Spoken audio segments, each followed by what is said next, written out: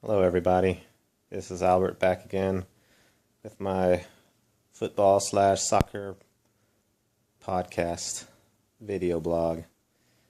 And as you can see, the World Cup has started earlier today. Brazil played Croatia. The replay is behind me. And this time I'm not driving since I got a slight complaint on the YouTube channel. But I will say that I do drive when I'm in heavy traffic, and I do not look at the phone, as you can see, when I am driving. So, basically driving with one hand, as many people already do, trying to look cool. So, the World Cup started. Brazil, Croatia. This is a group that's, of course, important for Mexico. A game that's important for Mexico, because they're both in the group A, along with Cameroon. Tomorrow's the game that I've been waiting for, Mexico and Cameroon at 11 o'clock. I will probably be in Austin to watch that during lunchtime at Mohawks. So, the Brazil game came out really slow. Brazil did. Really, Croatia came out strong.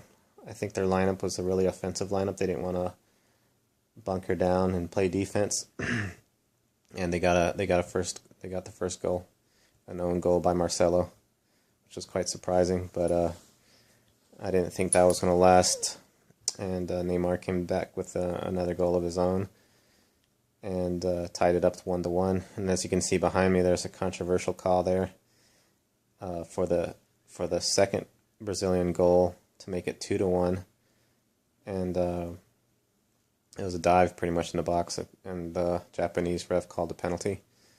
And as you can see here real quick, the Croatian player does put a hand on his shoulder right there, but it was really slight. There was no, right there I guess, there was no pull, no power on that, so in my opinion that was a total dive. It sort of looked like it could have been a penalty, but that was no foul at all. And that turned it around pretty much for Brazil. They came back, and Croatia was trying to catch up and leaving themselves really open in the back. There was a time when I saw Neymar take the ball, and he could have just sliced and diced that defense, but he sort of calmed down and played it back, and I don't know what he was doing that for. But then Oscar later on got the goal. He just sliced and diced the defense, cut right through him, and got a little toe ball goal in there, right past the goalie, and the game ended 3-1. So for Mexico, on their game tomorrow, Cameroon is going to be probably the least challenging game that they will have. Croatia looked good at times, and Brazil, of course, they're Brazil, so they have individual talent, but as a team, maybe not the best out there. So Brazil and Croatia look their challenge, but I think Mexico can do well. With the Brazil win, of course, we're going to want Brazil to do well against Croatia and also do very well against Cameroon. And then Mexico has to get its results. Mexico has to win, must win against Cameroon tomorrow at 11 in the morning. Must win. If they get those 3 points, then it'll be Brazil, Mexico, and then hoping Brazil gets another 3 points in their next game. And that'll help out topping the group, Mexico, Brazil, Mexico, however you have it. But I don't tend to look into all those scenarios until we get closer. The bottom line is Mexico has to beat Cameroon. And so we'll see how that goes. The lineup for Mexico has been confirmed by Miguel Herrera. Guillermo Ochoa will be in the goal, and I'm glad for that. I'm glad for him. He really deserved last year to be in there. Conejo Perez, I don't know what he was doing in there, but he gets his chance, gets his start, and hopefully he'll do great. And one thing on Ochoa being in goal as opposed to Jesus Corona, there was a good comment by Martin del Palacios in the FootMex Source podcast. He said that and I agree. Guillermo Ochoa's capabilities and abilities to do great things in the goal are a lot greater than Corona. Corona might have an overall better game, better footwork on the ground with the ball and all that, but the greatness that Ochoa can do is far better than Corona.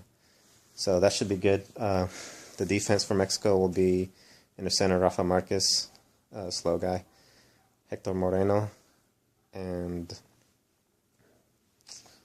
I just forgot the other guy.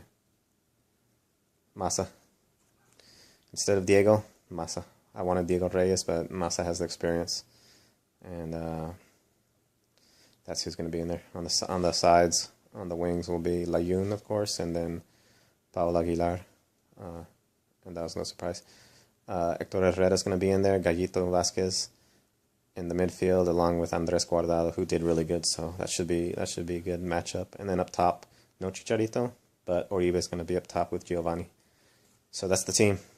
That I think is going to be a good team to take on these games. Chicharito, of course, should come in and provide his super sub capabilities.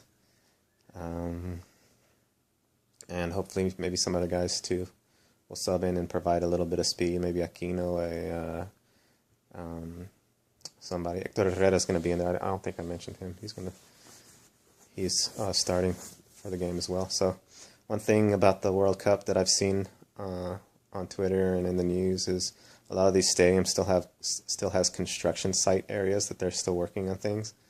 I think I saw one picture where the grass in one of the stadiums was just now put, and the state of it wasn't real good. There were some brown spots and all kinds of stuff. The pitch looked good at this game. As you can see behind me, doesn't look too bad. I didn't see any issues at all mentioned at all. There's another place where a stadium had a stairway, a little pretty high looking access way through stairs to get up to the stadium, and it just looked rickety and all wooden and not very stable. I heard there's some temporary stands that were put in one of the stadiums that had never been tested. The lights actually went out in this game, the Brazil game, just I think at the beginning, not all of them, and it was still daylight, but some of the lights went out, and then they came back on later on, so it didn't affect the game at all, but that was an issue. And that's something that I've been sort of looking at, is what kind of issues, logistics stuff were going to come about, but everything's been looking sort of okay. I haven't seen too many issues, but of course the protesters, all those pictures I've been seeing a lot, mostly from, I think, the anonymous Twitter account. So, yeah, hopefully Mexico will play on defense is where I'm most worried. The speed against Rafa Marquez and Salcido, or Massa and Hector Moreno. Hopefully they don't get beat. Hopefully they play in their space and they play properly. Don't make any too big mistakes like Massas tends to do. And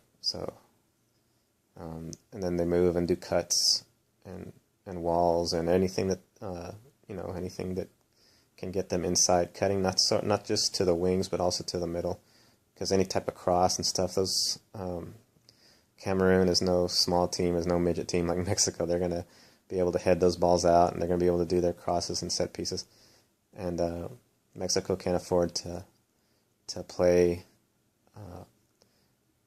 too much in the air, too much with crosses on defense and on offense. So their game plan should be on the ground, should be with their spacing, with their quickness, and with their passing. And so we'll see what happens.